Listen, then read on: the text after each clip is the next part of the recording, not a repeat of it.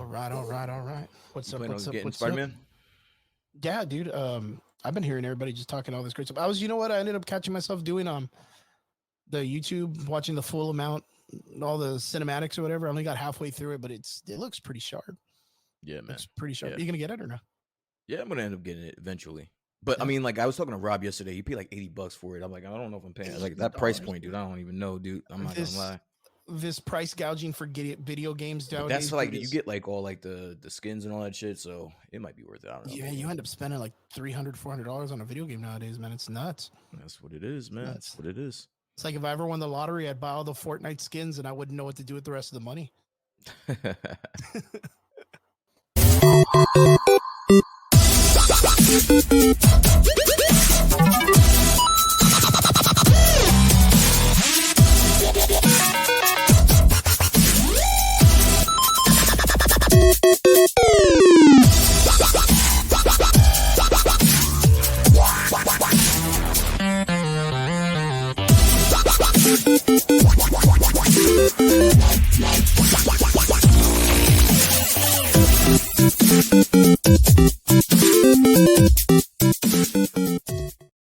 What is up? Welcome back. It is Friday night, and you're here at the Average Boys Podcast. It's your boy Crispy, and I'm here with the legendary, my co-host Brian B from New Legendary. Jersey. What is up, my brother? Nice. I've How's it never been going? called. Listen, I've been called every name under the sun except for legendary. So I will take that, Legendary, man. bro. I will Legendary. take You're the that, man. yo. You're the man. I tell you, I will I've, take I've that. always liked your voice.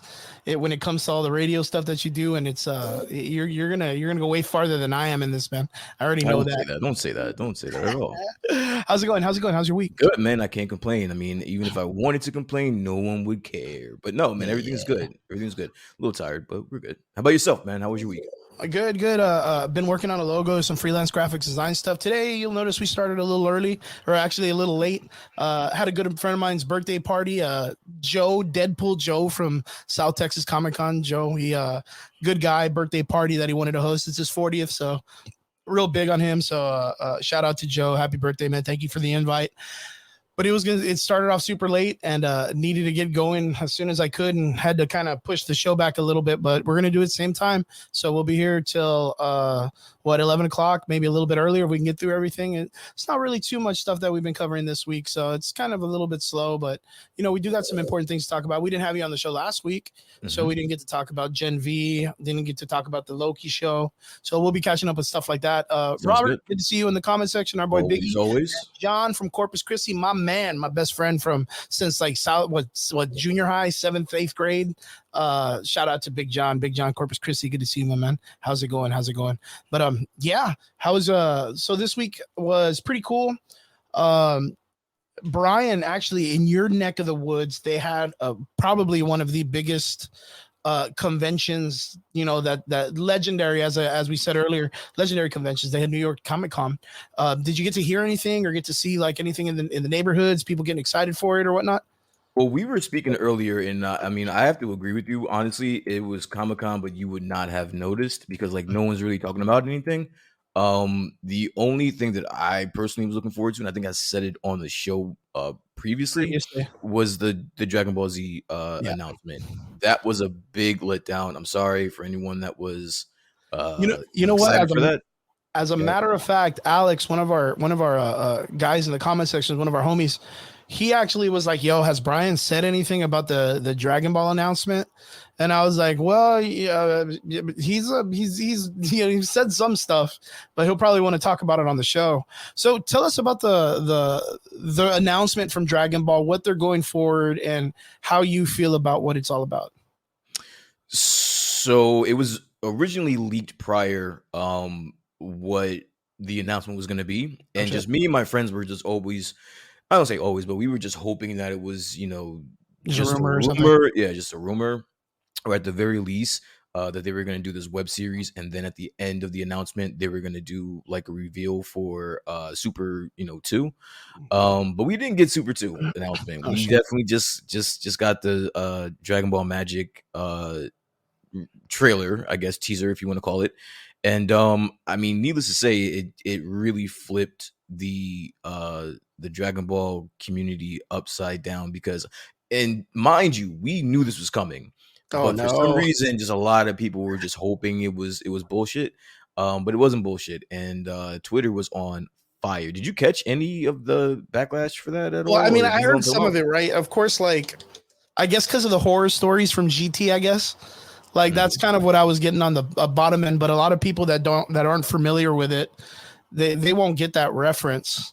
Mhm. And the thing is like you being you're I mean, I'm a Dragon Ball Z fan too, but like I've kind of let you take the reins on it because I know that you're like a really big fan of the Dragon Ball series. Like you're like pretty diehard about the series more than I am. So like for me, GT wasn't bad, but I know it wasn't good either. You know what I mean?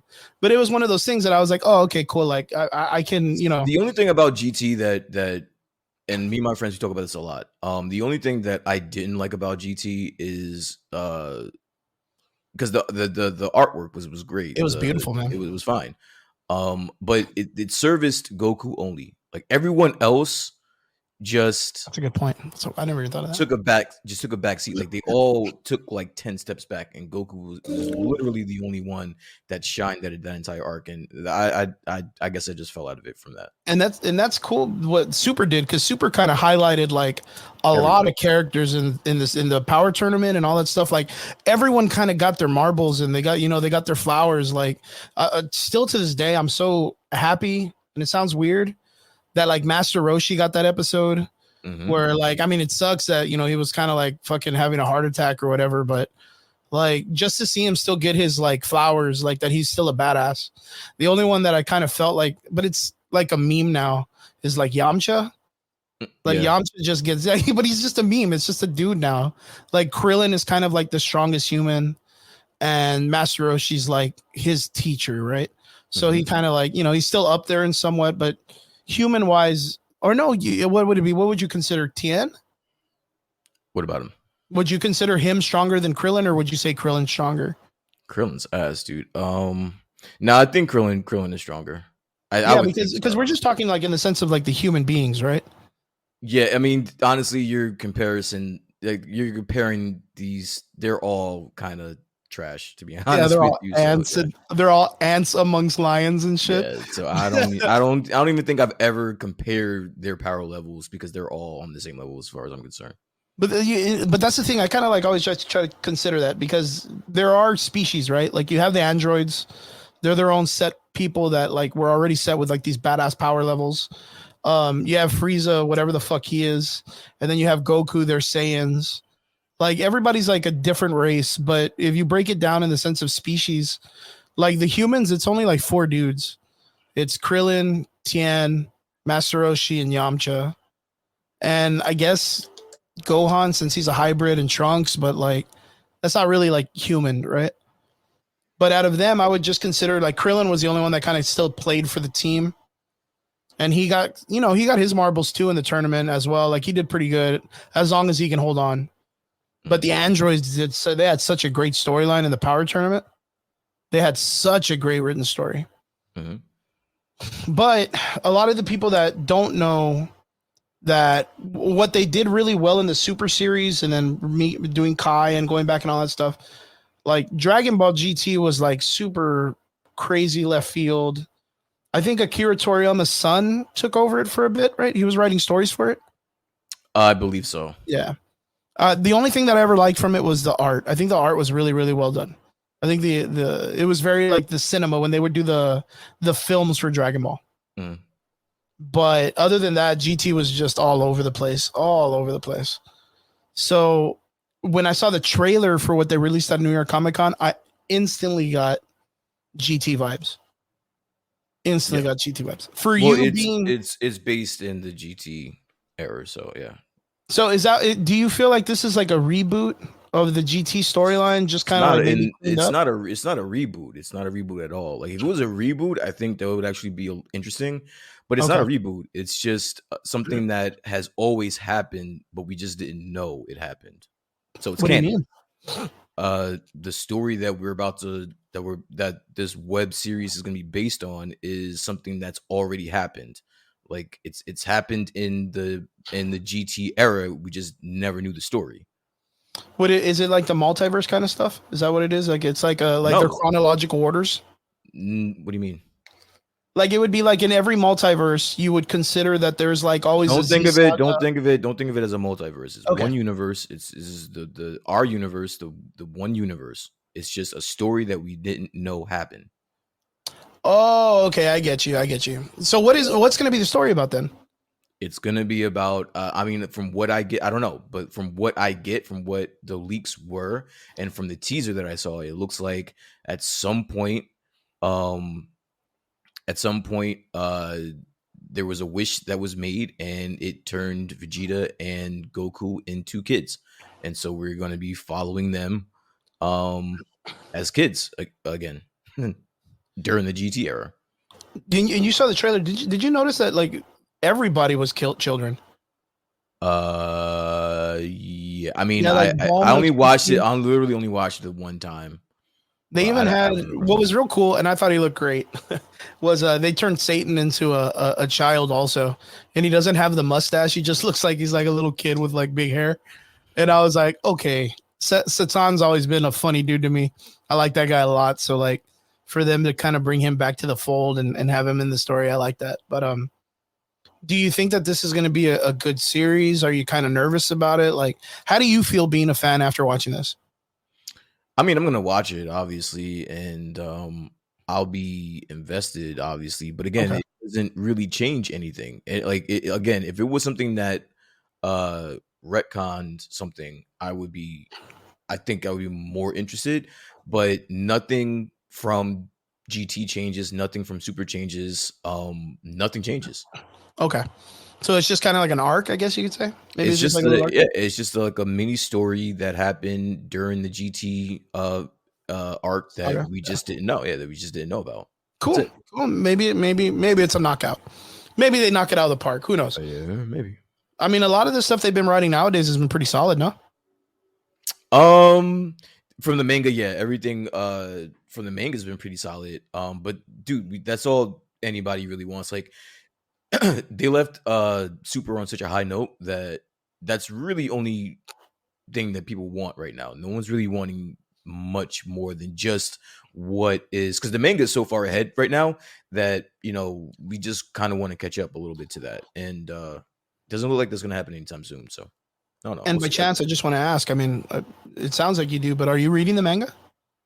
Not the manga is done as of the moment, and it's kind of like stuck where it is. I'm looking for. I mean, personally, I'm looking forward to Frieza Black. Like that's what I'm looking forward to seeing.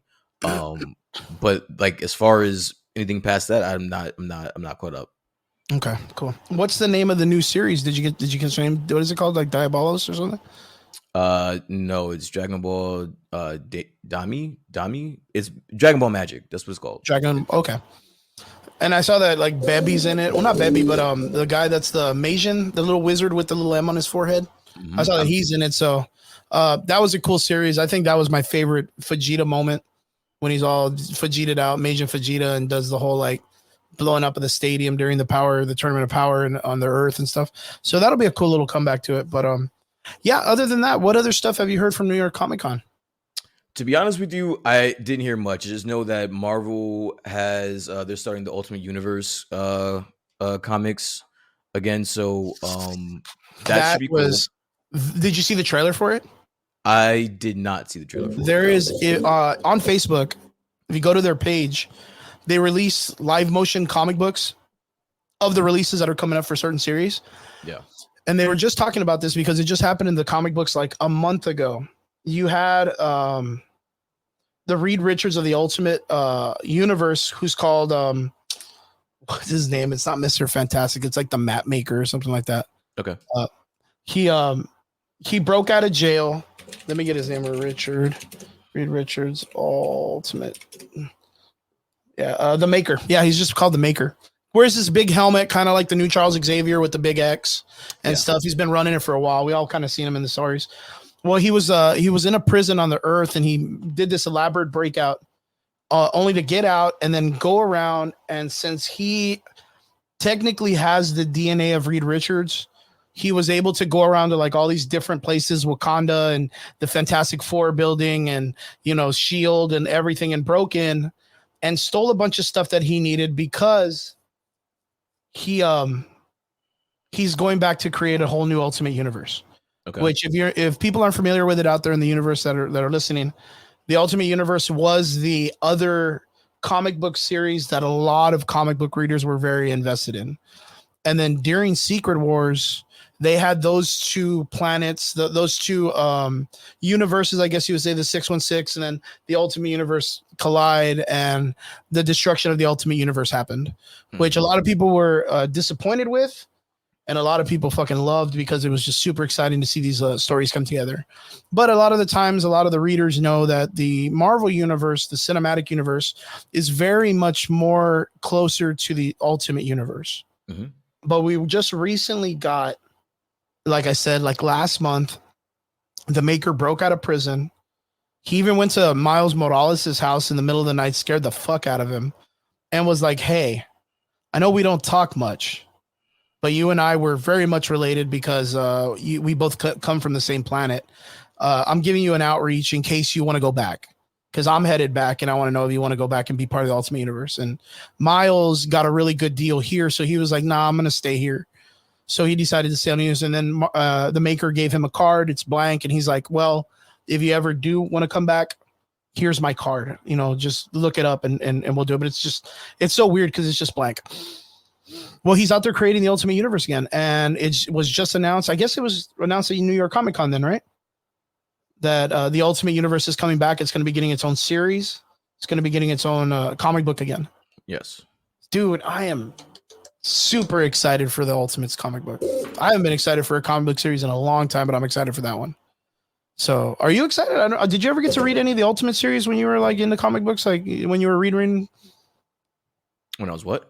When you were like reading like the paperbacks, like, you know, getting into comics and stuff. Were you ever into the Ultimate series? I've never bought any issues of the Ultimate series, or any of the Ultimate series. But I am familiar over the past few years trying to catch up with you guys. Yeah. Very, very familiar about the different universes, and I was more of the Spider-Man fan when it came to the Ultimate Universe. So I'm familiar.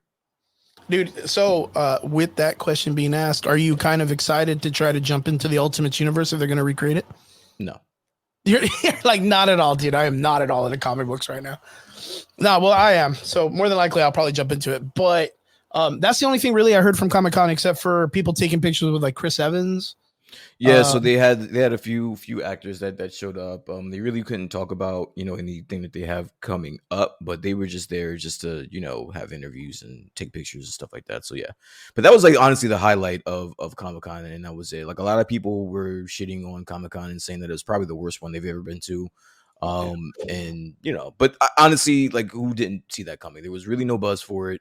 You knew that the panels, Disney wasn't going to be there, DC wasn't going to be there, Universal wasn't going to be there. A lot of places just weren't going to be there. Actors are still on strike. Yeah, you knew that it wasn't going to be anything to write home about.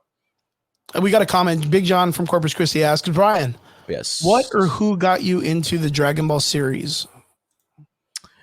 Honestly, no one did. It's the one thing that I love about Dragon Ball is that it's been around since like the 80s and 90s, bro. Like, it's been around for so long. As I was in high school when I got into it, to be honest with you. I just remember, what was it? Toonami and Cartoon Network just always, Adult Swim always having Dragon Ball on. So late nights, I was always a night person, so whenever they would come on at night, late at night, I would just watch it, and I just slowly got into it. And then I realized that a lot of my friends were into it too, so then we all watched together. Nice. And then I've just been a fan ever since. Yeah, very, very good, very good. Yeah, but other than that, I heard Charlie Cox was just up as Bluey from the kids show, the little dog show Blue or something like that. So he was out there walking around. So I mean, at least it's cool to get some people just showing up. But past New York Comic Con, I wanted to ask you, being that we're in the nature of comic books, what kind of cool stuff have you heard from the Spider-Man 2 release for games? It just came out yesterday, so only just that the graphics were pretty cool. I haven't heard anybody really spoil anything. I know there's like a what do you call it, like a and like a mid credit scene at the end of the game that Oh people wow. were talking about. But nothing too much. And to be honest with you, I don't really want to know anything. Like I want to experience that when I play it, so I'm not actively looking for spoilers for the game. Okay. So you're not one of those guys that like the moment it drops, like you're watching lives or playthroughs or anything like that. No. No, that's good. I've heard nothing but like just great reviews. I think people were talking about that. A lot of these games nowadays are coming out like 1080p, 30 frames per second, and that Spider-Man is going to be dropping at 4K, 60 FPS. Like it's going to end with ray tracing, like infinitely turned on, like everything at 60 frames. What console are you going to be playing this on? I'm still on PS4. So again, like if you have a PS4, even if you have a shit TV, all of those numbers mean absolutely nothing to you. Yeah, that's not going to really matter too much, right? But that's Unless you good. have like a 4K TV, something that can handle it. Like if you've got a bullshit fucking TV, it's not going to make a difference. So have you heard if the graphics on the if it's like compatibly pretty good on the PS4? Like on the older consoles and stuff? But it wouldn't be, right? Because it's not going, because it's a PS4, so it's not gonna be able to hold the 4K Yeah, it's resolution I don't and think stuff. it's gonna it won't do ray tracing. It's not gonna be able to even do 4K, I think. The thing is a lot of those games are catered more to the newer consoles and what they're pushing with their Yeah. processors and stuff. So So so basically what they're doing is they're actively trying to get people into the next gen yeah. consoles and doing it in that way. So I mean, but that's how it's always been ever since the PS5 has come out. That's what people were looking forward to, and not looking forward to, but that's what these companies are trying to do. And not only that, but like the servers on the PS4 have been just dog shit since the PS5 came out. So Yeah, true. they have like the little sly ways of trying to get you Into the next one. into the next gen Yeah. consoles. Consumers, man, the consumer world when it comes to all this entrepreneur stuff, it's wild as shit. But what else? What else? I've heard some really good stuff. I've heard that overall, not explaining anything in the sense of like getting into spoilers or anything like that, that the game, all the mechanics of the game have all been improved. I heard that there's great fast traveling. There is the swinging mechanic has gotten a lot cleaner. A lot of the fighting mechanics have been cleaned up from the previous game, and that's because the previous game was a fucking hit also. Like I thought it was a fantastic game back in the day. Oh yeah, there we go. Fohund. Nah, it's 400. That's my boy Mike. Yeah, I know, man. I gotta get on that. You're right, buddy. Yeah. Well, no, that's all of us, man. Usually, I'm kind of me myself. I'm kind of like a PC guy, but I do play on the PS4 also. I prefer the older stuff. I'm kind of not digging the digital copies thing. I want something more physical. So even with that, like a lot of the world's changing when it comes to that sense. So telling people more, man, they got to get a little bit more into the getting physical copies of their video games nowadays. That digital stuff is going to hurt us way in the future, man. Way in the future. But Yeah, yeah, overall, they're gonna start moving towards everything being digital. So digital. like they're not even gonna sell physical copies of shit anymore. So Did you hear about Best Buy closing it?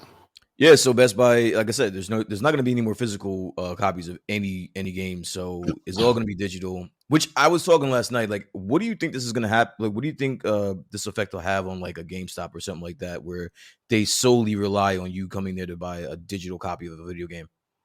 Well, I mean, like, I think we already see it. GameStop and all those kind of places, like they're closing down. Like they're closing down like crazy, right? But I think those companies are gonna kind of work later when it comes to like like our guys, like the collectors and all the guys that have their own shops. I think GameStop's gonna kind of drop from being like this big conglomerate or capital like franchise. That it's gonna kind of drop to more like a mom and pops. Like you can buy the licensing and then you kind of run your own thing. 5 years, like bro. They're gonna have 5 years on it. Shelf life of nothing more than 5 years. If that's what happens, and they're not gonna be able to sell physical copies, they're only gonna have like a 5 year shelf life. Like that's it. But You only you only go to GameStop to buy video games unless you want to go get like novelty shits and retro games. But then like how with a large company like that, how are you gonna base any type of revenue on that? Well, I mean, it's one of those things like I mean, it's different. Like if you go back to like the like DVD sales, if you go back to like records and cassettes and stuff like that, even VHSs, right? There was never a like the internet. We didn't have the internet the way we do now, where there ends up being like the concept of people being told right now, like, yo, Best Buy is closing all their stores, the digitals, they're not going to be selling movies. And then all of a sudden you get this like spike in physical sales, physical film sales.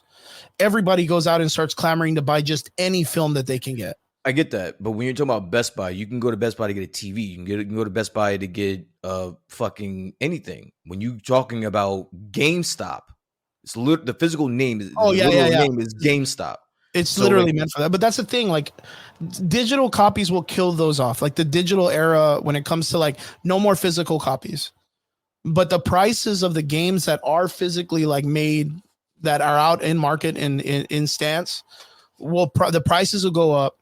The desire and the what is it? The demand for people to want physical copies is going to make the price like better for those. I think it's just one of those things. Like I don't think like right now they've already kind of bare bones.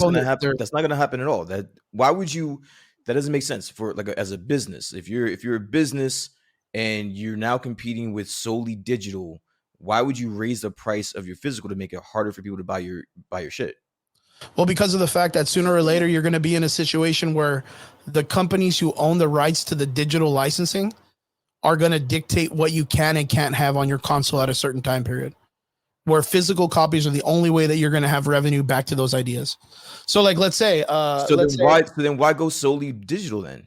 Well, that's the thing. But why do you go solely digital? Because it forces people into a market where they have to spend money. They're going to spend the money anyway. They're going to spend the money anyway. So what's going to happen is they'll do it like the way it was with streaming, where right now streaming services are in this weird like limbo where you got like Netflix and Disney, right? But think of like the 5 biggest streaming services, right? Like right now, if you wanted to find, I don't know, The Crow on stream, where would you go? And it's like, well, shit, I don't know where they have that movie. Prime Video. Maybe, right? So you would go to Prime and then Prime will say, they'll say something like, oh, well, you can rent it, right? You can rent the copy, or you can buy it and have it in your hard drive. Mm-hmm. Hard drives, you end up needing to switch out, upgrade, or whatnot. So you end up having to make storages out of them. You actually just made my point, right? So if I know that I can go to Prime Video to watch The Crow or own it for fucking $10, and then you're telling me that the store down the street has the physical copy and they're going to hike the price up for it because now it's in demand. Why the fuck would I do that when I could just go digital and buy it for fucking $10? Because there are certain times of the year that movie is not available on Prime. And then you cannot watch it unless it's available. So then if you would have a physical copy, you have like right now, literally yesterday, I was looking for a movie that I really liked back in the day. It's called City of Violence. And I went to go look for it on Amazon Prime, and it's not available. And it's not available on any other streaming service. So I cannot watch that film unless someone available has it on streaming. So there's and it's a movie called City of Violence. I'm not even kidding. It's weird as fuck. I think the video was a bad example because I can just go on my Fire Stick and watch it for free. So like there's going to be, and especially in this day and age where there's so many different avenues to watch something or to own something, I don't think that's a good parallel to a video game, because you can't stream a video. Like I can't just go on my Fire Stick and stream a video game. So it's like for the movie to be a parallel, I don't think that makes any sense personally. But let's say because even Elizabeth, what's up, Elizabeth from San Antonio? Even in the comment section says, well, Pirate Bay, LOL, the largest streaming service or whatnot. Now again, Fire Stick. Are you talking about using a jailbroken one or just like a regular Fire Stick with all the streaming services you have to pay for? Either, because you can get Amazon Prime on your regular Fire Stick, or you can get a jailbroken and not pay anything and just watch it whenever you want. But that's the thing. Like, let us remove the aspect of getting it in an illegal purpose. Okay. Let us just remove that. Let's just by chance. I say, but why? But why? Yeah, I was gonna say I have a Fire Stick. You can't remove that just for the sake of your argument, because that's the reality. Like the reality is again, I would, if I were you and we were having this conversation, I would remove myself from the movie aspect of it and just stick to video games, because when you say movies, I can just watch that shit for free, and I'm not the only Yeah, person you that's just catch it doing on that the shit. stream and stuff on the Fire Stick or whatnot. And that's the world that we're living in. So it's like, if you want to use this movie parallel, I'm just gonna be like, that doesn't make any sense, just from the aspect that I can watch it for free for nothing. But the thing is even in that aspect, you're still at the mercy of the servers that are allowing these films to be online in that situation. So you're still in the mercy of someone else letting you watch their film by you piggybacking off it, instead of you being able to watch it on your own fruition because you own the copy of it yourself. I mean, it doesn't really sound like a really crazy parallel, and I understand that. But in the sense of, like we were talking about earlier, like David, what is up, collectors, man, in the house? In his situation, he owns a business that takes retro stuff and then resells it. In that world, there is a purpose to have this like movement of these products in this market of freeness, right, or freelancing it. But the thing is like I said, these companies do not want you to own anything physical because they want you to spend money to go back to watch it. It's the only way they're going to keep making money. Let's say you want to watch Last Action Hero with Arnold Schwarzenegger, and you cannot find it anywhere, but you can find it on Amazon Prime and watch it for the $2 rental fee or the $8 rental fee. And we understand this right now, that $2, dude, $2 is easy, man. That's fucking papitas when it comes to money. But what's going to happen is like the way Netflix is going, where Netflix right now just literally said, hey, you know what? We price hiked a couple of months ago. We're going to do it again. And you're going to be good with it because we're going to raise the price, because what are you going to do? It's not because of what are you going to do? Well, it is partially what are you going to do. But again, and this is what I'm saying. Like, we come in here every week, and every week we talk about these streaming services. We talk about this to length, that none of them are making any money. None of them. They're all in the red. Each and every one of them. The only one that's making money is Netflix. And that's because they're spending almost like $1 billion a year to fucking make these these movies. But every last one of these streaming services are in the red. So they're all going to start hiking up the prices, and it's not just because we can do it, because what are you going to do? It's because they need the fucking money. It's because they're running a business and they're bleeding money. So that's the reason why they're hiking these prices up. And exactly the same reason why Netflix is hiking the prices up. It's not because they have nothing else better to do and they just want to be evil and want to just take money from you. But it's because, like, these movies that they're giving to you for this $10, $11, $12 price points, it's expensive, bro. Expensive. Oh yeah, that's not and even, they're not seeing a return. They're not seeing the return, yeah. But that's the thing, like they're still like, there's like somewhat of a return, because they would have closed down a long time ago. There's something there that's still kind of keeping it going. But the thing is the only thing that's keeping it going, and I said Netflix probably would have closed down a long time ago, but they had such a head start that they already cornered the market. Like, they cornered the market when it comes to streaming services. Yeah, because they were going against Redbox, right? Disney doesn't have to make a fucking penny, because you know why? They're fucking Disney. They have fucking money. Like, if they lose money on Disney Plus, that's cool, because they can just their parks are up from the past 5 fucking years, so they're making money. But from the streaming services, they're not making money. So they can survive a tank from the streaming services. The same with Universal, the same with Peacock, the same with all these other fucking companies that have streaming services, but they're going to start price gouging you because they need to make some of this money back. But they have investors that they need to speak to. To speak to, and they have to pay back too. Yeah, they got to get those investors their money back. They got to get their investments back. But in the process of it, that's why you end up seeing a lot of these like weird companies and streaming services doing like bundles and all of this stuff, where it's like now you see the Disney bundle comes with like 7 different programs. Now it used to just be 3. I think it used to be like Hulu and ESPN2. And now it's got like 5 or 6 different streaming services that come with it, which is you just fucking creating your own television channels. It's what I've always kind of said. We just reinvented television. And I kind of think this format came from like those mobile games that always had you pay for shit so that you can keep winning and shit. like the pay to win style stuff. Like just streaming services got involved in the same aspect. So if they remove, like I said, if they remove the digital copies or the physical copies of all these digital movies, and they get it to where you have to constantly be repaying to watch them over again because they don't offer them on streaming services, that's again a different venue for them to be able to get more money from the person. Chris, when was the last time you bought a physical copy of a movie? Of a movie? Iron Giant? No, is it Iron Giant? No, Monster Hunter World. I just bought this the other day. Physical copy. That's a game, right? That's a video. Well, that's a video game. I said movie. What was it? Battle Angel Alita? I bought it like at a pawn shop for like $2 or $3. Exactly. Yeah. And that's not helping these the companies that we're talking about. And this is exactly my point. No one's fucking buying fucking physical copies. Like this entire conversation that we've had is moot because no one's buying them shits anyway. Like I'm just entertaining this shit, but no one goes to fucking stores and buys physical copies of anything. Like it's all digital. But don't you? But okay, I agree with you. There's not a lot of people because it's in the same format and same thought process as the way it was with the DVD player. Same thing as the cassette player and VHS player. When the DVD player came out and it was the next trend, nobody went backwards. Later on, you kind of had these people that came out with like the whole retro idea. But the thing is this is the first time that you hear something when it came to literally just the other day, the Oculus. I have the Oculus VR, right? Yeah. I have the Quest 2. Which I recommend people to get VR. It's a really great thing. VR, the Quest 3 just came out, super great system and all this other stuff. But they removed a bunch of games that you physically cannot have anymore because they're not. Now it's where the companies and the video games are doing what the consoles are doing. Is the moment the game is taken off the market, 5 or 6 months later, they turn off the servers. So that game company then forgets the entire game itself. There's no more first person.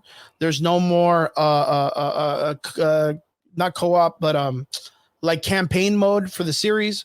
A lot of it's based on your interaction with other people and their multiplayer opportunities.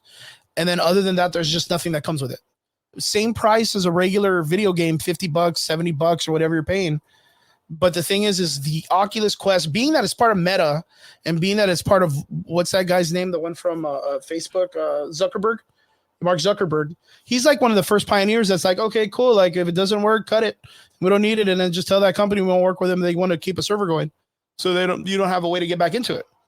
So video game developers in the VR are now just cutting servers off. So that would be the equivalent to like Modern Warfare 2 just released, right? Or Modern Warfare 3 is about to release. They did the beta. Say it's successful, say it's good. Oh fuck, I don't even have to go that far. Even past that, forget that. Warzone to Warzone 2. Warzone 1, super popular. A lot of people were playing it. A lot of people are jumping on it. Warzone 2 drops. And everyone jumps off Warzone 1, kind of jump between both and this and that. And then sooner or later they say, well, we're getting rid of Warzone 1. We're cutting the server off because we want everybody on Warzone 2. Those days of the early 2000s of people waiting online for fucking video games to drop, it's over. It's done. No one's doing that shit anymore. No one's waiting in store lines for fucking hours to buy physical copies of video games. That's not the reality of the world today. And if these companies are starting to go towards digital only, I'm giving places like GameStop a 5-year shelf life. Yeah, about a 5-year shelf life. They're not going to struggling even before that. They're not going to survive that. I wanted to get to this comment by Elizabeth.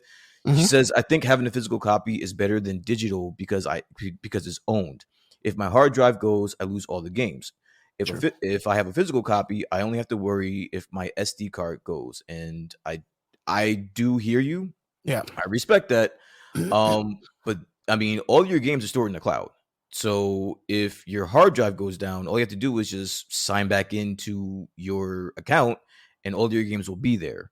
Same thing with your movies. If you buy a movie on Amazon Prime, no matter what you're running it off of, whether you're running it off of your your Xbox, your PlayStation, if your PlayStation goes down, that's fine. If your PlayStation goes down, that's fine. All you have to do is log back into your Amazon Prime account, and there it is.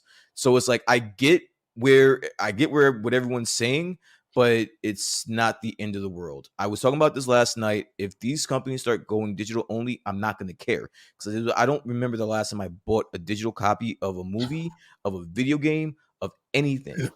Everything is downloaded and is digital. I've never had to once worry about losing a game, losing a movie. I've had the same movies on Amazon Prime that I've had for the last 10 years.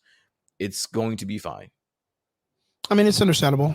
I mean, it's your the point that you have is extremely valid because that's just where society's going when it comes to technology and entertainment, right? I mean, it's just where it's going. I mean, it's the same thing that happened with cell phones, and it happened with the record player to the cassette player to the VHS to the DVD, like we were talking about earlier. It's just the organic movement of technology when it comes to this stuff. Yeah, man, don't be scared People of that like shit, bro. less clutter. You know, people Yeah, like that's what less I'm clutter. saying. Like, who, like, those days of me having a rack with all my fucking video games, I don't do that shit anymore, bro. Like, I don't need that. I'd rather just store it on my PlayStation and just call it a day. I can take my PlayStation and I'll have all my games, all my everything. I'm good. Or I But don't. that's one part. I can just log into my friend's PlayStation and watch and play my games or watch my movies or whatever. I can watch my movies on my phone. That's where we are. But out of respect too, like there are people out there that just like the old school feeling of stuff. No, There's and if people that's that use CRTs, that's fine. and If that's your argument, and that's yeah, the hill that's the that other you, part, right? if that's what it is, I'm fine with that. Yeah. But all the other arguments, the I don't feel it's secure or whatever, that part, there's that's something that can be taken care of, I think. Yeah, there's validity to it, but there's like go arounds. Is that what you're saying? Yeah. Yeah, there's go arounds and stuff. Yeah, that's understandable. I mean, I get it though, but See, that's a good one. Books or Kindle, bro. Give me a Kindle all fucking day. I'm not buying. I don't mind like 20 books. Yeah, I don't mind buying physical books, especially like because I take my daughter to Barnes and Noble, so I will pick up a book, here and there. But if I can just get it on Kindle, I'd rather just get it on Kindle and just have all of my books on my Kindle. so you're not like a bookshelf kind of guy, like in your household, kind of have like a bookshelf and No, I mean, why when it's made accessible that just to walk around with one Kindle and just have a tablet and stuff. and yeah, your tablet and have all of your books on there. I mean, that makes sense. That makes sense. The only thing I would say is your limitation of what you own in that. I mean, minus the fact that if cloud is not a thing that you're using and you're not having to sign up for or pay extra and you don't want to pay that extra amount to have cloud available or whatnot, is you're at the mercy of the limitation of the memory available on your technology, which would be like your game itself, your console, your PC or whatnot. It's just, I think it's like the physical. You see, I'm here to fight Brian. Physical Hop on, book, then, brother. Don't talk day. about it. Don't talk about it from chat, bro. Hop on, bro. I'm in a mood today. I don't know if you've noticed, but I'm in a mood today. I'm ready to fight everybody today, bro. Everybody's good. Everybody's Brian's today, hands are rated E for everyone today, dude. I'm ready to take anybody on today. Nah, but seriously, no, like again, like I get it. Listen, I get it. And I always admire people that when I go over their house, they have just a full shelf of books, and I just get anxiety looking at that. I'm like, dude, just give me my Kindle, and I'm good. No good. Bagels for you, man. No bagels. No bagels. Listen, damn. I probably might have talked myself out of bagels from Elizabeth, but that's okay because you know what, Elizabeth, if you ever are in the New Jersey area, I will for my outburst that I had today, I will supply you with the bagels from New Jersey. Yeah, so yeah. Sweet. Okay, so going back, I know we kind of went on a tangent there, but it's an important tangent because it's been in the news these last couple of days about the digital copies and Best Buy closing down. It's something that's very important. Spiderman 2, but are you buying though? Hashtag. I will eventually buy that shit digital. Excellent. Yeah, me, I'm gonna probably wait on it a bit. I can live without it. I didn't get to play the Miles Morales one. I waited until it got. You still haven't played it. That's right. I forgot. Yeah. About that. Well, I mean, I think it's cool. I just think it's a little bit too. They fucking made his electric powers super like Thor OG powers and shit, but I do like the story. I do like everything they've done with him. I've kind of caught up with the story itself, but yeah, the only thing that I find fun in that is I just like to swing around the city. I don't really care about saving people too much. I just like the adventure of just like finding new things without. I think it's such an endeavor to be able to make a game of that size, that venture where you get to see everything like almost in like city view. Like you get to almost experience the city itself, even though you never been there. Like just playing the game, you can actually know places really well. I think that's super impressive. I've always found that as like an artist, as a person who dwells in that kind of stuff, I always found that kind of spectacular, as a matter of fact. But yeah, I don't want to focus too much on this. I know we've already talked a lot about it, but onwards to the next part of the conversation. This is something super interesting. So, I gotta ask this. The director of Kick-Ass, I think his name's like Matthew Vaughn, recently came out in an interview and said that he himself would be down to do a reboot of Star Wars, like reboot the entire thing. Kiss-ass director. Yeah, Kick-Ass. Well, the movie Kick-Ass director. Oh, Kiss-Ass director. My bad. Let me fix that real quick, just in case. So, for all of you that are watching and listening, if you thought that Chris, I do this shit all the time, guys. He does that like in writing form as well, by the way. So just so that you guys are with. That's awesome. Okay, so Matthew Vaughn recently came out and did an interview and said openly that he would be willing and would want to take on the venture to do a Star Wars reboot. All the way back to having a Luke, having a Vader, doing the whole remake. How do you feel that someone, like, hearing someone would want to take on that venture of rebooting like the whole motherfucker, dude? Like the whole motherfucker. How do you feel about this? I mean, if my face expressions didn't, it sells it all right now. All right, so here's the thing. Why? Oh man. Why? Well, I mean, okay. Why is a good question. One, hard pass. Hard pass is my favorite so far. Fucking epic hard pass. Yeah. Less for kids.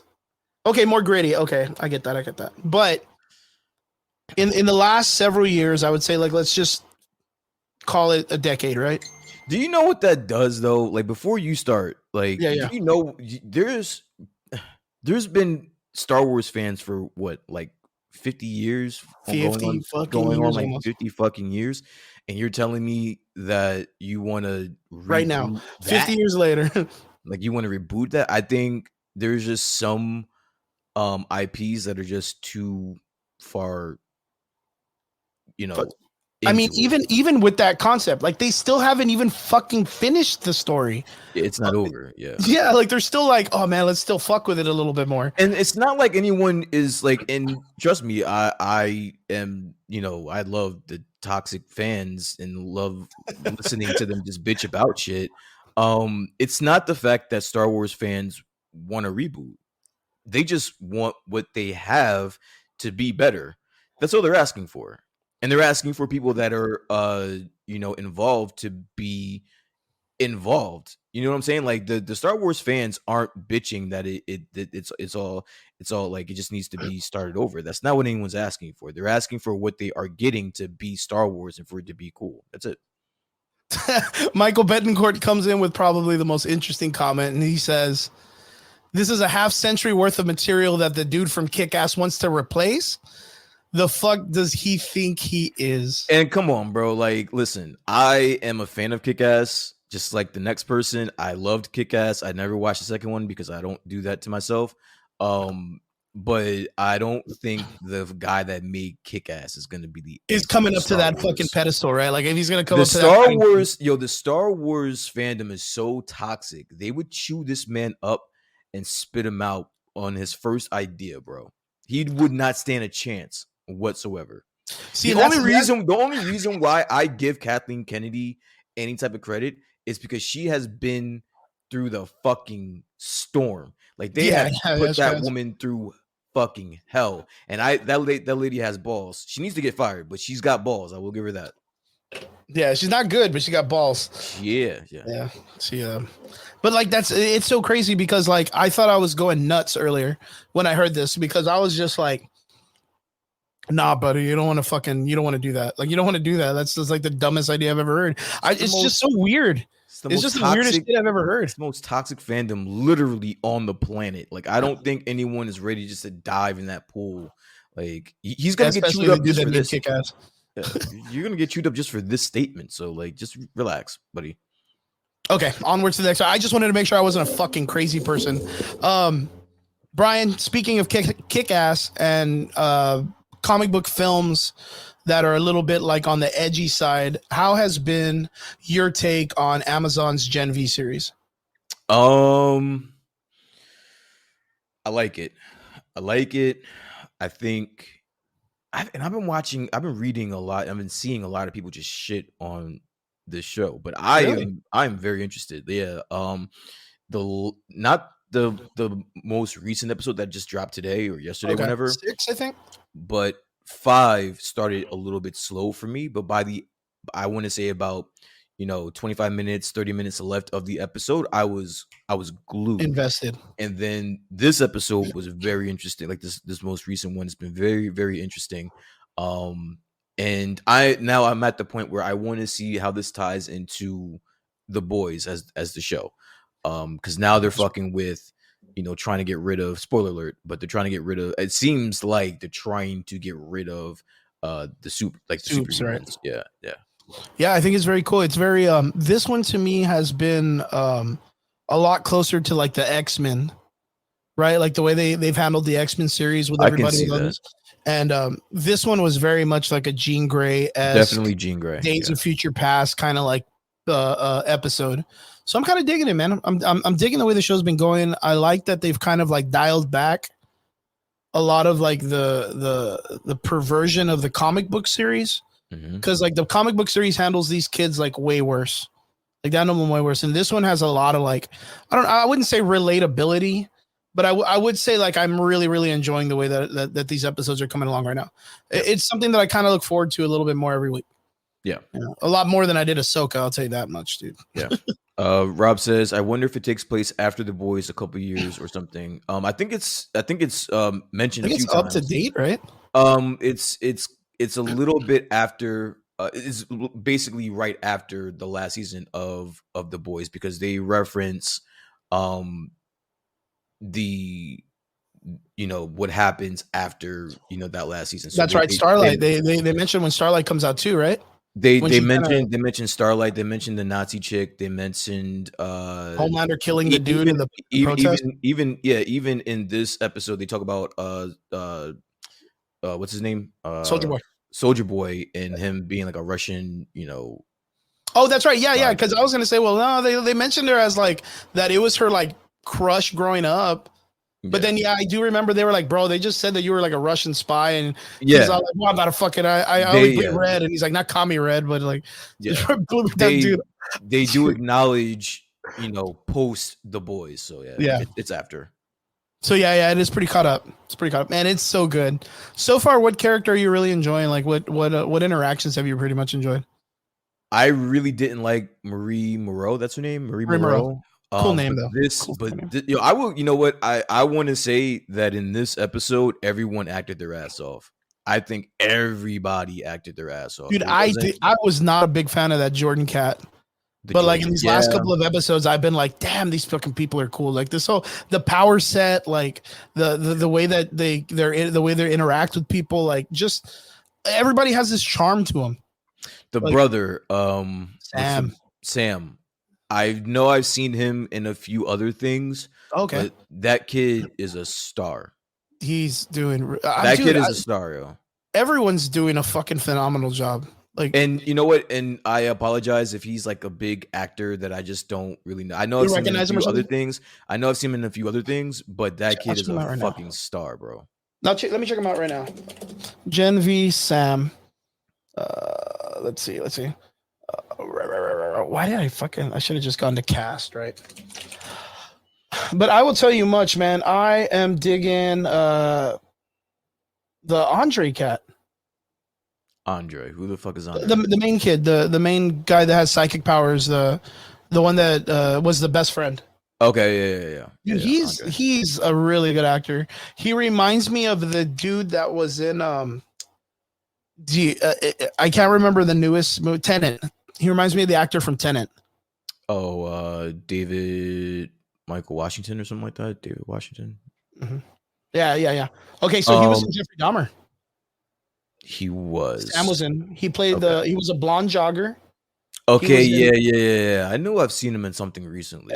yeah, Dahmer. That was the recent one, and Caviar I don't know. and Two Little Boys, but those are like shorts. Yeah, So it's probably going to be more of like you probably remembered him from Dahmer. yeah.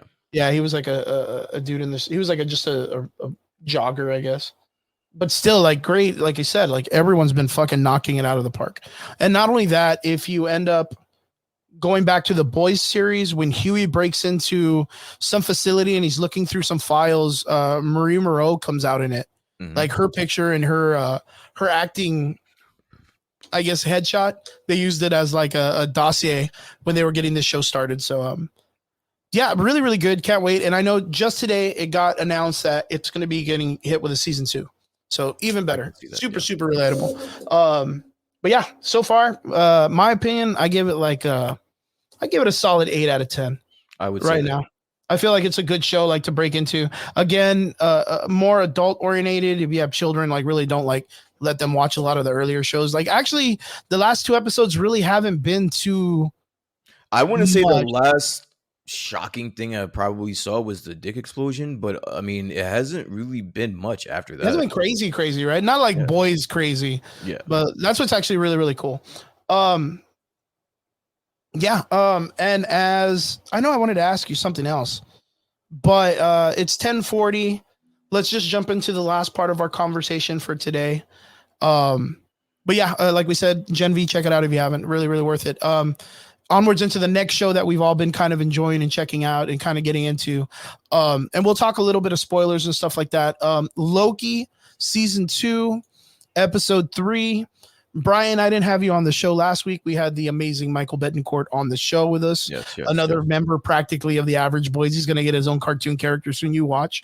I got to ask, man, have you been liking the Loki series? We're 3 episodes in. I didn't get you last week for episode 2, so we got to let it cook a little bit. But Mhm. how have you been feeling about the episodes? I like them. I think they're a little bit jumpy.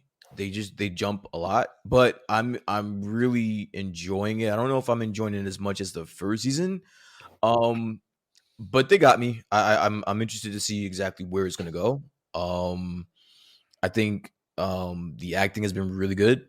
There are a few characters that I am interested to see their real roles. Like we're halfway through the season, and um Ouroboros, for one, I want to know because they're going out of the way to make it known that he's a bigger part in this.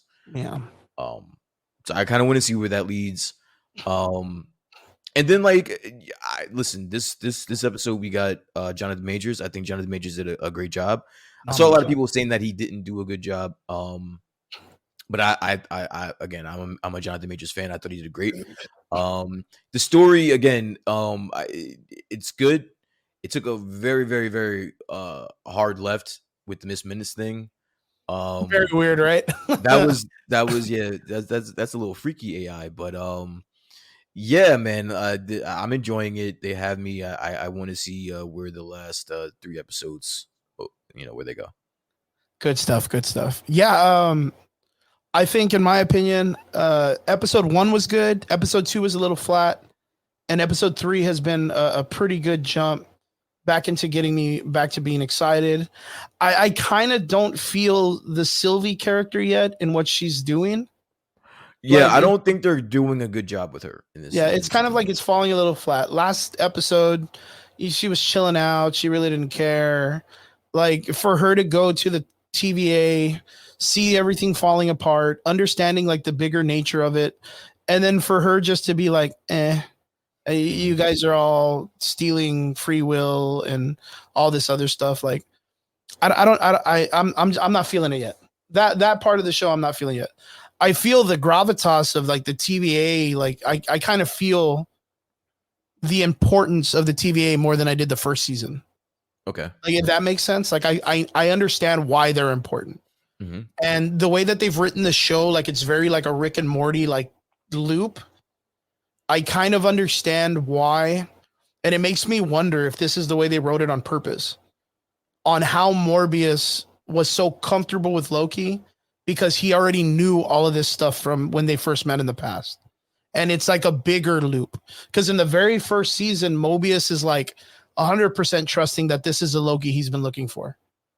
And then in the ending of the first season, he gets sent back in time, runs into Mobius and doesn't know who he is, and then comes back into the future and runs back into him, and they're back to being best friends again. It's you know what I'm talking about, right? Does that make sense? Yeah, but it wasn't. It wasn't. It's not as it's not a linear line that Loki was on. He went into a different universe. He was in that was a branch universe that he went in where he ran into the other Mobius and the other. Well, the other no, because in the second season, the first episode explains that he's traveling between the past and the future, and that the past he's traveling to was when Kang was more of a prevalent god. You're right. You're right. You're right. Yeah, and then all of a sudden he disappears. He deletes everybody's memory, and then makes it where just the TVA and the time variance or whatever those three things were from the first season, that they were the ones in charge. But the Mobius from the very first episode of season 1 knew exactly who Loki was. So that means that loop has been going that far back. Well, they said it was eons. This loop thing has been. They said that Ravonna Renslayer has been around for eons, and so has all of them. Yeah, Mobius. They've been around for a very long time. And it's super crazy because like I wonder if from the first, and this is like I'm talking about like really good writing, that the episode 1, season 1, when Mobius meets Loki and is already infatuated with him, knows who he is, knows all his secrets, knows all his his mannerisms and things. If he knows him because he was already his friend and knew that they sent him back. Does that make sense? Like to the start of the paradox. But then wouldn't that mean that Mobius would have to know what the fuck's going on? That's the thing. Like I know because he's barely in his timeline. He's barely reaching the point when the Loki shows up. You see, like, man, it's super confusing. It's very, very. I don't think it's confusing. I think you're confusing yourself. I don't think he knows who Loki. I think he knows who Loki is because he's a hunter, or he just logistically he knows who and what Lokis are. So he knows who he is. He doesn't know him because he met him in a past life and they're friends and they're buddies. It's not because of that. Like his demeanor in the first season is not that they were buddies. They became buddies, but it was strictly the relationship was strictly I need to bring you in. And this is my job. Like that was a job for him. They weren't buddies. We can't think that way because of the way it was with Ouroboros. When they go to Ouroboros' place, he already knew who they were, even though they didn't know who he was. And that was from the eons ago. And that was because, again, this is just us theorizing because we don't know. But from what I'm grasping is that Ouroboros is a bigger character than we know. And these other characters, they've had their minds rewiped over and over again. A lot more than I would expect Ouroboros. Ouroboros is like the engine of the TVA. You can't keep wiping his mind because now your TVA because he's important. Yeah, because your TVA is fucked. So it's like you can't wipe his mind. So yeah, he's gonna remember him from eons ago, and these other people aren't gonna know who he is. Yeah, it's like that's the reason why, because it's a job. It was a job for Mobius. He's met multiple Lokis. He knew who Loki was because of that. It wasn't because he met him in a different time and they were cool and they were buddies. That's wrong to say too, because Loki named Ouroboros. He named him Obi before everybody was there. That's the thing. This specific Loki named Ouroboros. Like he named him Obi. And that Ouroboros knew who Loki was because that moment when he was time skipping, right? He didn't know. He did. Yes, he did. He knew him in the present. Yeah, when he walked in, because he goes because he goes into the past and meets him, and that's how he knew him in the future. That's the only reason why. That's the paradox of the situation, is that Loki was there before the book, before he knew about the time skipping, because at that moment he was going back and telling him that he was time skipping. Because Ouroboros didn't know he was time skipping when he went back in time. It's the thing is that's the crazy part about writing paradoxes. Now it kind of brings this whole loop. Like I think you're making too much of this. I don't think it's that confusing. I think that he only knew him because Ouroboros did not know who Loki was at all before he showed up. Until he went back in time. Until he went back in time, which would explain why he would know who he was in the present because he met him in the past. But he knew his name before he time skipped to the past. No. He knew it. Yeah, he did, didn't he? He knew Mobius's name because they met in the past.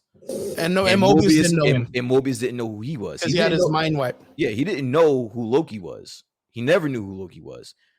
The only way he got familiar with Loki is when Loki went in the past and explained to him what was going on. So now in the present, he knew more about what this show is so fucking wild. Again, I think it's just you. I think it's just me. Maybe I'm freaking out. Yourself. Yeah, maybe.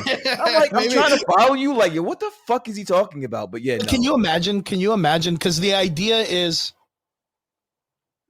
this Kang that they went back in time, timely, right? Is supposed to be the one who remains, right? Yeah. And there was in this story, it tells you that Renslayer is given the book or the apparent book of the time of the Kangs to give to Timely as a teenager. Then he creates his stuff, and then later on becomes the Kang at the end of time or whatnot. And it's supposed to be the exact same one because Miss Minutes is like, you're exactly who he is supposed to be. You do everything the way he does. You're an exact copy of him or whatnot. Plus, maybe. I wouldn't be surprised if it doesn't turn out that way. Maybe, he picked this specific variant of himself because he may turn out that way. He may not. I think we'll find out shortly. That's the freedom of will and all that stuff idea, right? Yeah. That's what the Council of Kang shows. But that's the thing, like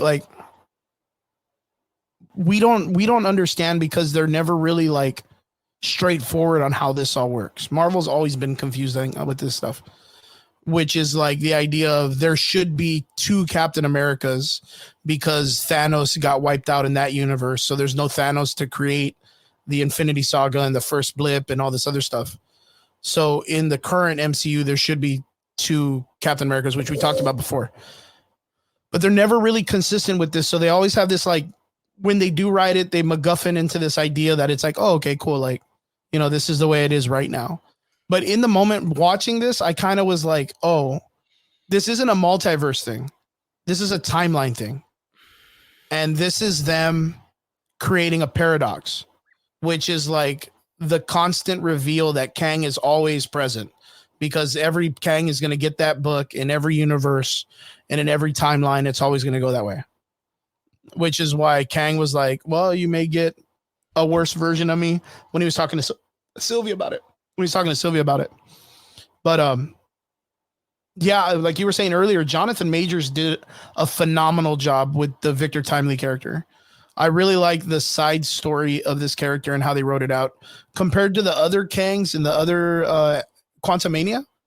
Mm-hmm. I kind of feel like this one had more like, I don't know, personality than the other three Kangs from the Quantumania film at the end. The story is going pretty good. Like I said, Sylvie, I'm not really sold on yet, and I don't really know what her character development's going to be for the rest of the show. But how do you feel like the show's going right now, and how many more? Let me check how many episodes we get next. It's only 6. So it's 6 episodes. We're halfway done. We're on episode 3. So there's only 3 more left, and I think that's my only knock of the show is that again, just like every other Disney Plus show, they're gonna just try to cram a lot of shit at the end into 3 episodes, and I think they should have taken their time with this one. I like the production. I like the quality of the show itself. All, like you said, all the actors are knocking it way out of the park. It's all really good. Like I said, the Sylvie thing's a little bit dry, but yeah, what you guys were saying earlier, I'm still so invested on what Miss Minute is. Like, I get it. She's an AI that was created by He Who Remains.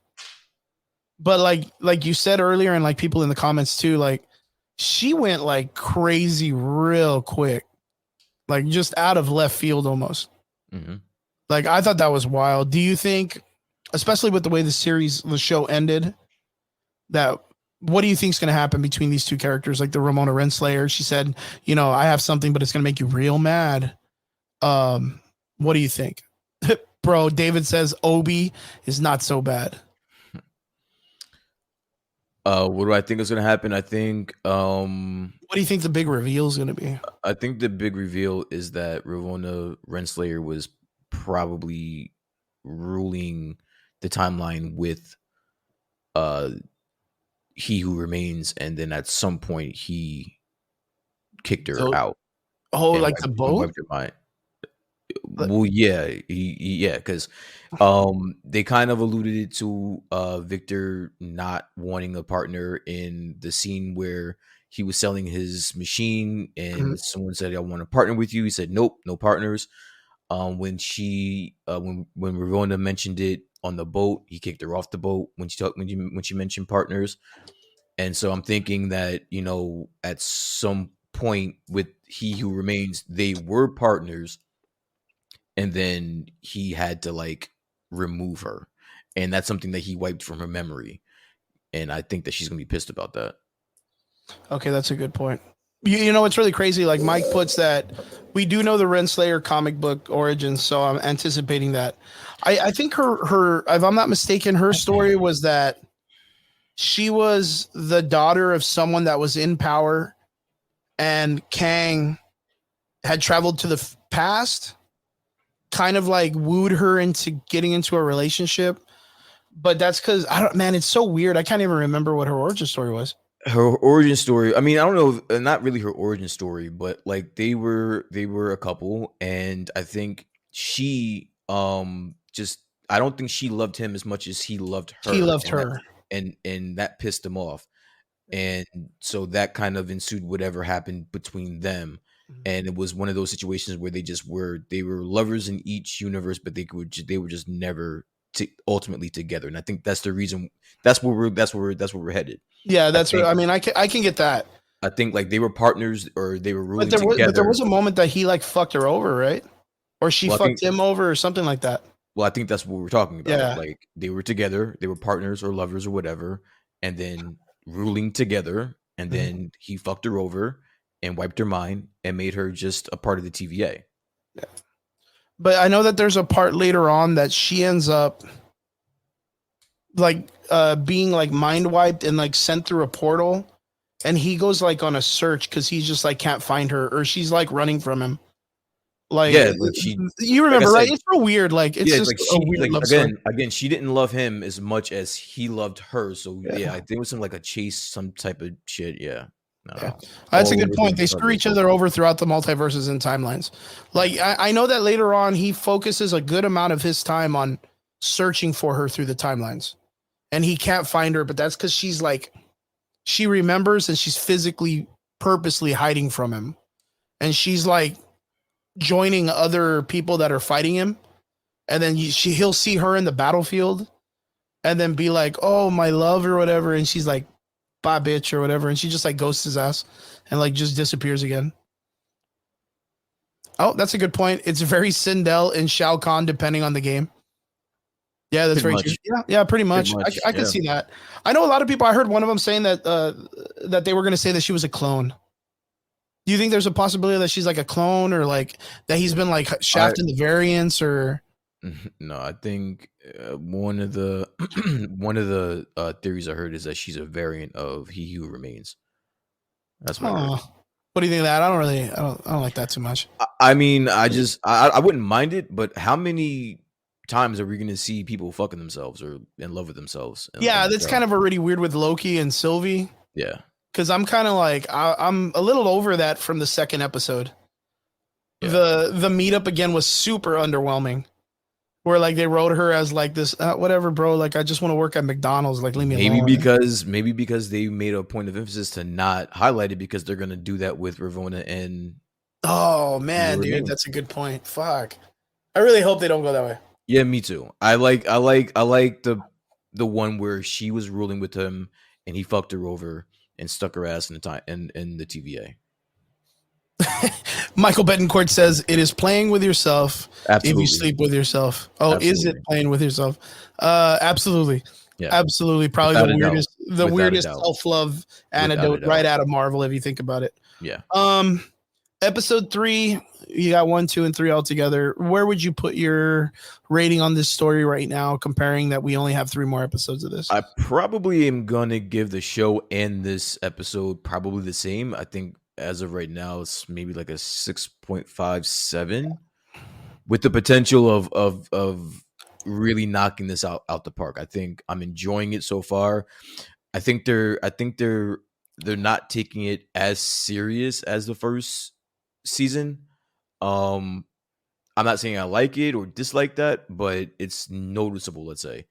So I'll probably give it like around a 6.57, depending on the day that you ask me. And yeah, we'll see how these next 3 episodes pan out. Yeah, for me, I'm probably going to stay. It's about a 7 for me. I think it's going okay. There's some things that aren't hitting, but I think everybody's doing a phenomenal job. I think the Obi character is really cool. He's just mysterious enough for me to be invested into him that I just need to know what he is. Mhm. To where, like, right now, my brain is like, okay, he wrote the TVA. It's fucked up, Dave. He's going to be probably the guy that created a Miss Minutes, like, or gave the format for it for He Who Remains to create that Obi did for him or whatnot, or gave him the idea of it. There is a part of me that's kind of like, well, what if he is literally Ouroboros, like the actual like mythological creature Ouroboros, like reincarnated as this human, as equivalent to the 3rd episode where they literally had to tell Victor Timely that he's being chased by the actual Nordic god Loki. You know what I mean? Like, it's kind of weird when they admitted it, where it was like, oh, you're being chased by 2 actual gods of mischief.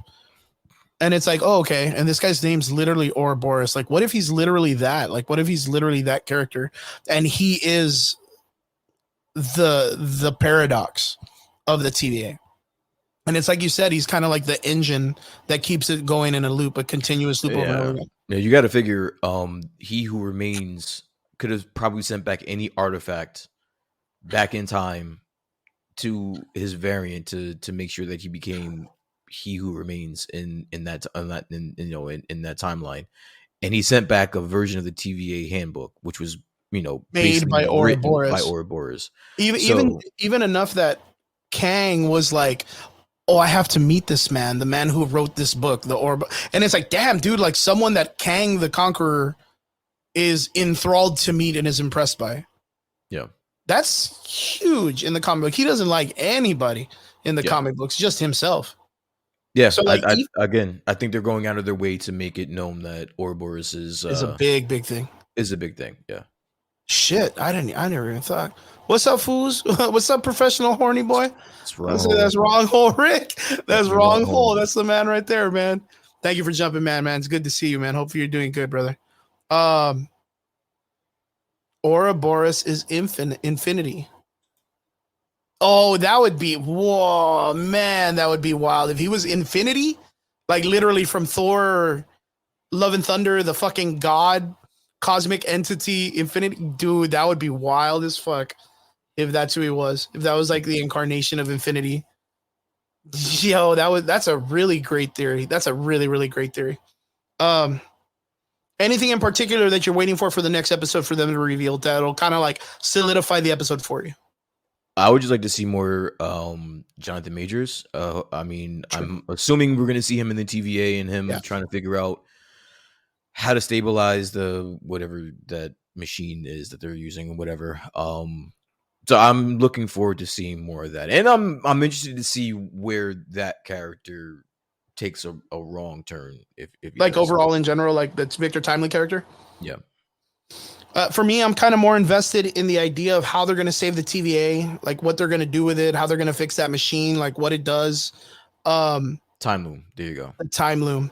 Yep. I'm really personally not invested in what Sylvie does to Renslayer, or like even the Miss Minutes and Renslayer thing at the end of time. Like I'm really not like. There's a part of me that really doesn't care too much about that. But I just want to see what they're going to do. Sylvie's kind of like a fart in the wind right now. She just kicked that chick into the doorway into the end of time and kind of just like fucked off and did whatever she wants. Like she's so disconnected from the TVA and the story of that. She can go work at McDonald's again. I could give a rat's ass what she does. I think it's cool how she uses the time thing though on her wrist, the one that the end of time had. But yeah, that scene where she used the temp pad, the temp pad from He Who Remains and kicked Ravonna into, that was pretty cool, right? Like that was some very Marvel shit. Like Yeah, that was something that to me it jumped out at me as something that you could have read that in a comic book. Yeah, that was kind of like, I thought that was a really cool scene. And then the other thing was I really dug the Buster Douglas, not Buster Douglas, Buster Douglas was the guy's name, or Charlie Chaplin guy. I can't remember his name. Just I remember Buster Keaton, not Buster Douglas. Buster Douglas was a boxer. Buster Keaton. No.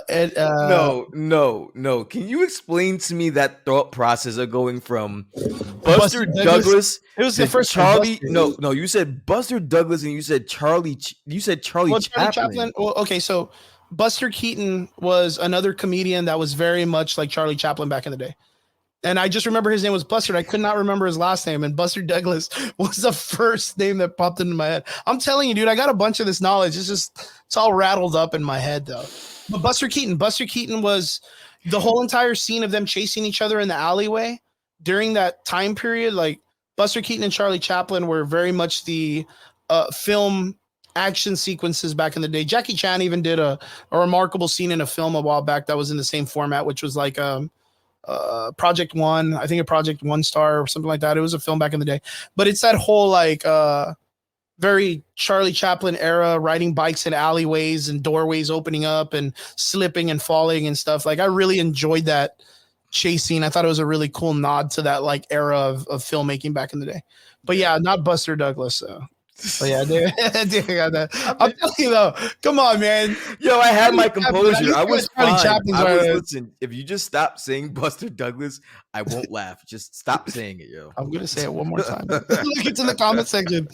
Michael Betancourt says Buster Douglas stands right beside the director of Kick-Ass in Chris's mind. I'm telling you, dude, it's wild, man. I need one at least every week. But yeah, I really enjoyed that in this episode. I really enjoyed that whole action sequence. I was not a big fan of the Marvel song in the beginning, like the piano. I dug it. Did you like it? There was something about it. I just got really fucking annoyed. I was like, oh man, I don't need this. This is already gonna fuck it up for me. But yeah, I didn't like it too much. But yeah, everything else was pretty good. Brian, what do you got planned for the weekend, my man? The weather's gonna be shit. So shit. Probably nothing. What you got? Is it real cold or is it? The temperature is dropping. It's still it's still warm throughout the day, but it's just been raining. It's been raining a lot over the past couple weekends. So that's it, man. It's been raining all day today. I think it's supposed to rain tomorrow, so I'm probably just gonna keep my ass inside the house. How about yourself, man? I got a 2.5 hour drive tomorrow. I'm gonna be headed out to Laredo with our boy Georgie. George in the comment section that pops in every now and then. We have a wedding. We're gonna photo shoot and video and all that stuff. So yeah, man, I got all that going on. You still thinking about Buster Douglas or what? No, Rob put in our chat the screenshot of Kiss Ass Director. Okay. Kiss Ass Director. Rob, I love you for that. I'm gonna be. Oh, you gotta understand. I had that written down like the whole fucking evening, and I didn't even realize I wrote Kiss Ass instead of Kick Ass.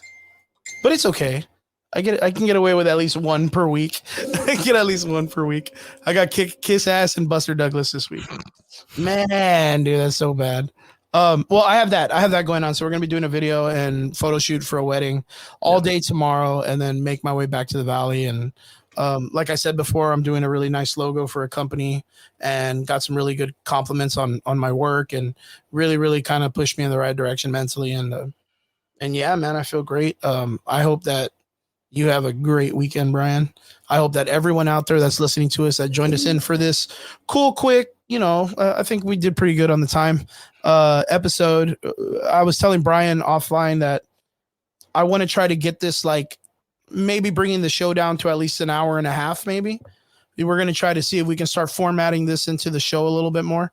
We do go for a very, very long time, and I do understand this, but being able to give it to you and in a better format and doing highlights and improving our overall program when it comes to like our YouTube channel and the way we want to invest into it.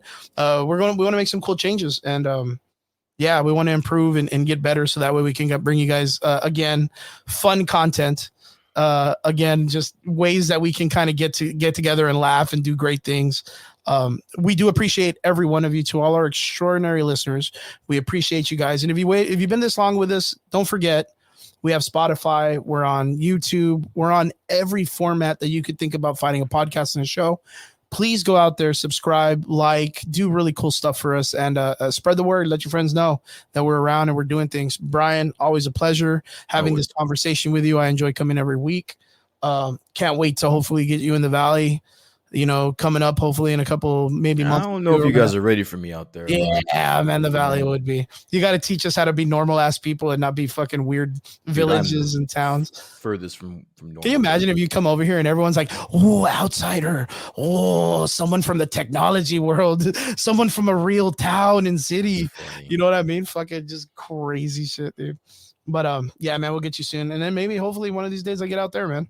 And get out over there, man, and we can. I would love that. That get would bagels, bro, or whatever you guys do over there. Maybe I can get a bagel. I'm gonna do what the Ninja Turtle said, and I'm gonna go with a biscuit, egg, and cheese. Biscuit, egg, and cheese. All right, bro, get out of here, man. All right, guys. You guys have a good night. Thank you guys again for tuning in this Friday night with the Average Boys podcast. We appreciate every one of you. Have a good weekend and be safe. Peace.